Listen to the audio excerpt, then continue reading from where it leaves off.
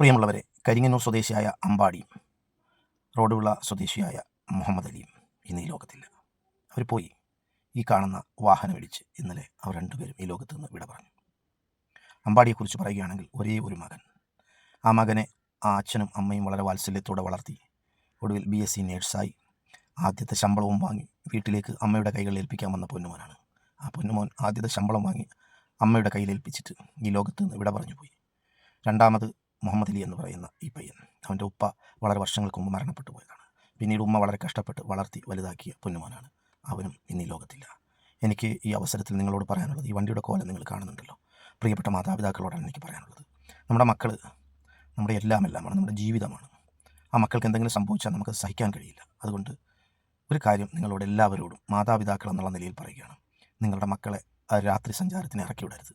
ഇറക്കി വിട്ട് കഴിഞ്ഞാൽ നമുക്കൊരു പക്ഷേ നമ്മുടെ മക്കളൊക്കെ നല്ലവരായിരിക്കാം, കൂടുന്നവർ ചിലപ്പോൾ മോശമായിരിക്കാം. അവരുടെ കൂടെ പെട്ട് നമ്മുടെ മക്കളും ഇതുപോലെ എന്തെങ്കിലും ഒരു അപകടത്തിൽ പെട്ടാൽ അത് നമുക്ക് താങ്ങാൻ കഴിയില്ല.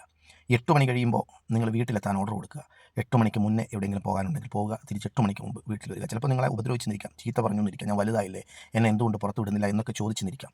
പക്ഷേ നിങ്ങളുടെ മക്കളുടെ ഭാവി, നിങ്ങളുടെ മക്കളുടെ ജീവിതമൊക്കെ സുരക്ഷിതമാക്കണമെങ്കിൽ നിങ്ങളത് ചെയ്തേ പറ്റൂ.